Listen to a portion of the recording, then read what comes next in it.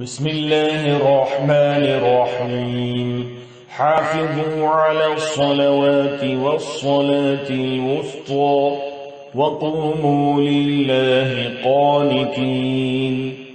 تمام نمازوں کا پورا خیال رکھو اور خاص طور پر بیچ کی نماز کا، اور اللہ کے سامنے باادب فرما بردار بن کر کھڑے ہوا کرو۔ آیت نمبر 153 سے اسلامی عقائد اور احکام کا جو بیان شروع ہوا تھا وہ اب ختم ہو رہا ہے۔